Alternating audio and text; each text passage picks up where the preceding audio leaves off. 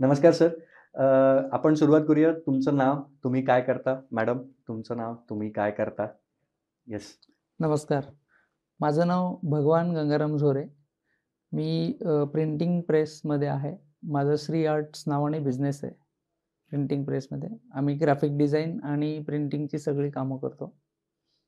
ही माझी मिसेस रेश्मा झोरे, मी wife sir. अच्छा.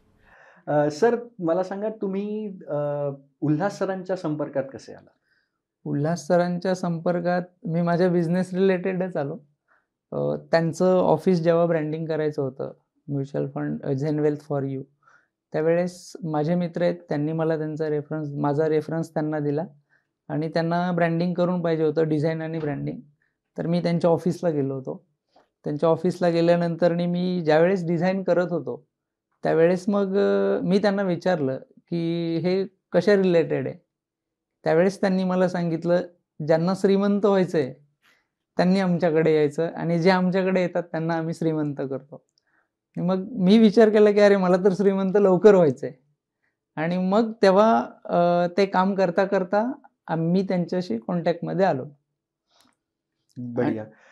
Sir मग तुमची स्टोरी जरा सांगाल की तुमचं म्हणजे तुमचं काम कसं होतं आणि मग सरांनी कशी तुम्हाला हेल्प केली आणि त्याच्याबद्दल जरा थोडंसं माहिती आम्हाला द्या. ओके. मी जेव्हा पुण्यात नवीन आलो त्यावेळेस असं काही नव्हतं माझ्याकडे आणि एक फक्त लॅपटॉप होता.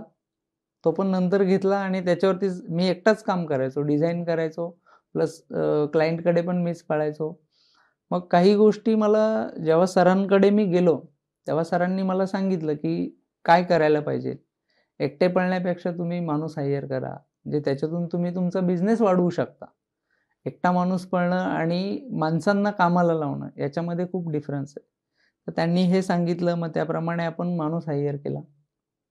आता एक डिझायनर आहे आणि आम्ही असं दोघं जण मिळून काम करतो.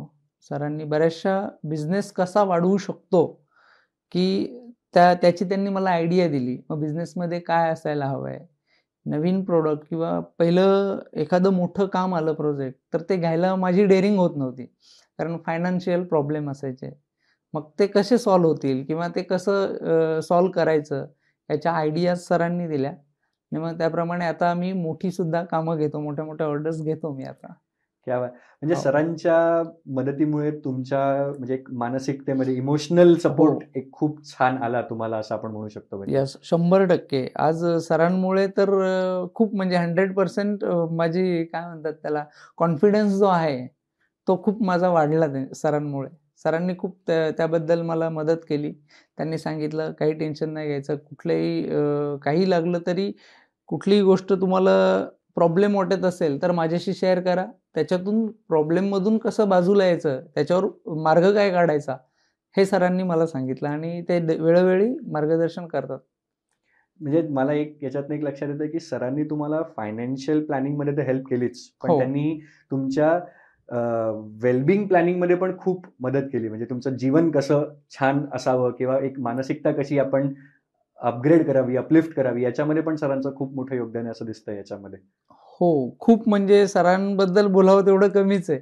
सरांचा सल्ला तसं पाहायला गेलं ना, तर सगळ्यात महत्त्वाचं होतं की होम लोन माझ्याकडे आधी होतं. 25 लाखाचं लोन होतं पहिल्या घरावर.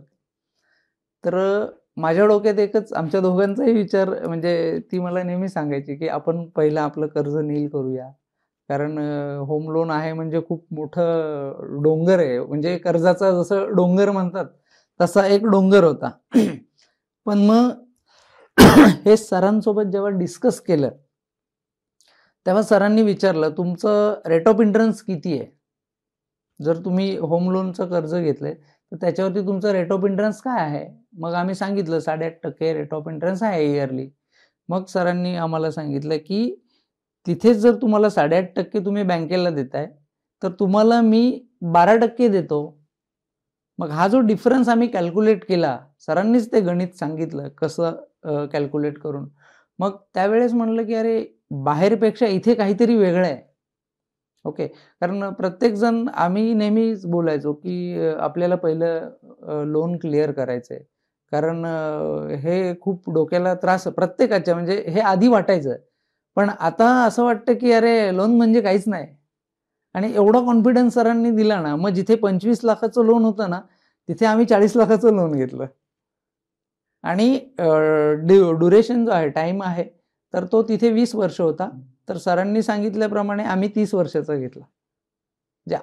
हे जे कॅल्क्युलेशन आहे किंवा हे जे सगळं गणित आहे ना, हे कोणी सांगितलं नाही आम्हाला आधी. तर हे सरांनी सांगितलं, त्यामुळे सरांकडे आमचं म्हणजे अटॅचमेंट जास्त झाली आणि मग आम्ही सरांकडे मी आधी पण ही इन्व्हेस्टमेंट करायचो. एनजे प्लॅटफॉर्म होता तो, म्हणजे एनजेकडे आम्ही करायचो. तर त्यांनी ॲज अ इन्व्हेस्टमेंट म्हणून करत होतो. ठीक आहे, म्हणजे आपल्याकडे पैसे आले, कुठे 1000, 500, 2000, 3000, तर ते आपण एक गुंतवणूक म्हणून त्यांनी मला सांगितलं होतं. पण आयुष्यात नुसती इन्व्हेस्टमेंट करायची, पण करायचं काय हे कोणी सांगितलंच नाही. पण हे सरांनी सांगितलं आम्हाला. आणि गोल काय हे माहितीच नव्हते. गोल म्हणजे फक्त एक सर्कल एवढंच गोल, हे एवढंच माहिती होतं.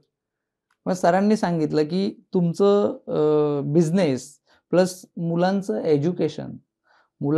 एज्युकेशन कम्प्लीट, त्यांचं ग्रॅज्युएशन, त्यांचं मॅरेज आणि प्लस आमच्या दोघांचं रिटायरमेंट प्लॅनिंग, हे सगळं सरांनी जेव्हा आम्हाला समजावून सांगितलं, तेव्हा आम्हाला कळलं की अरे आपण फक्त आतापर्यंत नुसतं इन्व्हेस्टमेंटकडे बघत होतो, आता आपल्या पूर्ण आयुष्याचा गोल समोर ठेवला. आणि एवढं सोप्या पद्धतीने सरांनी सांगितलं ना, तर खरंच खूप छान, म्हणजे असं काय वर्णन करू काय कळत नाही. एवढं छान सुंदर. आता कशाचं टेन्शन नाही, मुलांचं शिक्षणाचं टेन्शन सरांनी फ्री केलं. आमचं होम लोनचं तर फ्री करून टाकलं. प्लस आमच्या दोघांचं रिटायरमेंटचं पण आम्हाला प्लॅनिंग करून दिलं. त्यामुळे आता काय टेन्शन राहिलेलंच नाही. मॅडम, तुम्ही सांगा तुमचा अनुभव कसा होता? मला घर भेटलं हेच खूप मोठा आनंद आहे सरांमुळे, कारण की 10x10च्या खोलीत राहत होता, आता 2BHK झाला त्याचा. वा. त्याचाच खूप मोठा आनंद आहे. आणि मग म्हणजे सरांसोबत तुम्ही म्हणजे सरांचं ओव्हरऑल तुमच्यासोबतचं किंवा तुम्ही असता गोल प्लॅनिंग मध्ये, सर जेव्हा सर हे सगळं सांगता त्यावेळेला असता, तर काय म्हणजे तुम्हाला काय शिकायला मिळालं याच्यातनं? पैसा इन्व्हेस्ट कुठं करायचं हे नक्की कळालं. आम्ही फक्त बँकेतच ठेवत होते, बँकेत काहीच नव्हतं भेटत.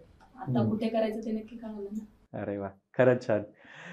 आणि सर मला सांगा, आता ऑब्व्हियसली तुम्ही उल्हास सरांसोबत असताना बऱ्याच चर्चा होत असतात, मार्केट कसं चाललंय, मार्केट खाली चाललंय, वर चाललंय, बऱ्याच गोष्टी असतात. या अनसर्टनिटीजची तुम्हाला आता भीती वाटते का? किंवा मग भीती वाटत असेल तर मग ते सर कशी सॉल्व्ह करतात? भीती आता उरलीच नाही. कारण काय माहितीये का, आता बघा आपला वोटिंगचा रिझल्ट होता काहीतरी 8 तारखेला, 8 का 9, 4 जूनला होता. 4 जूनला काहीतरी होता, बरोबर. 4 जूनला मार्केट आहे ना 6000 पॉईंटने पडलं होतं. मी बघितलं होतं तेव्हा. आणि सरांना मी स्वतः फोन केला की सर मार्केट पडले, किती इन्व्हेस्ट करायचे? आणि हा बदल आहे. म्हणजे मार्केट पडलं तर भीती नाही वाटत, मार्केट पडल्यानंतर त्याचा मला कसा फायदा होईल हे वाटतं. म्हणजे एवढा कॉन्फिडन्स आलाय की मार्केट पडलं तरी अरे आपल्याला काय, उद्या पैसे नाही लागत, आपल्याला लॉंग टर्म साठी जायचे. मी मध्ये एक सेंटेन्स ऐकला होता की म्हणजे एक रील बघत होतो, त्याच्यामध्ये मी ऐकलं होतं, एक प्रश्न विचारला होता की मार्केट संदर्भातच होता.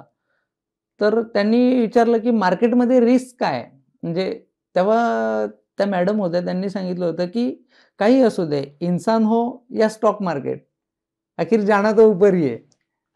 तसंच आहे. म्हणजे तो विचार एकदा डोक्यात ठेवला की अरे आपल्याला उद्यासाठी, आता माझी मुलगी 6 वर्षाची आहे, मुलगा 3 वर्षाचा आहे. त्यामुळे आम्हाला आत्ता तरी या सगळ्याची गरज नाही. आज मार्केट पडलं, उद्या ते परत कव्हर होतं. त्यामुळे आता मार्केटबद्दल भीती अशी काही नाही. आणि जरी काही वाटलंच तरी सर आहेत ना. तो सिस्टमॅटिक अप्रोच तुम्हाला खूप छान मिळाला म्हणजे. हो, खूप सुंदर. म्हणजे जेव्हा मार्केट पडतं तेव्हा सर सांगतात, बघा असतील तर इन्व्हेस्ट करा. हे आधी सांगितलं.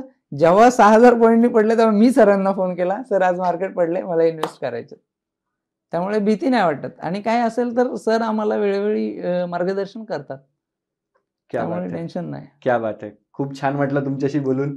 इतका छान अनुभव तुम्ही सांगितलात. म्हणजे किती आज कशी मानसिकतेमध्ये एक तुम्हाला एम्पॉवर, समोरच्याला कोणी एम्पॉवर करणारं मिळालं, एक सल्लागार, म्हणजे आपण ज्याला म्हणजे अर्जुनाला जसा कृष्णाचा सारथी होता तसं तुमच्या रथाला सरांचं सारथ्य लाभलंय असं नक्की म्हणजे म्हणायला काही हरकत नाही, है ना? नक्की 100% म्हणजे श्रीकृष्णच आहेत ते आमचे. अरे क्या हा, बात आहे. सिरियसली म्हणजे एकदा श्रीकृष्णाला सांगितलं ना, अरे तू फक्त बाण चालव, बाकी मी सांभाळतो, तसंच आहे. याच्या पलीकडे वेगळं काही नाहीये. थँक्यू. खूप छान वाटलं तुमच्याशी बोलून. वा, एक छान छान अनुभव तुम्ही आमच्यासोबत शेअर केलात. धन्यवाद. Thank you sir. थँक्यू. थँक्यू.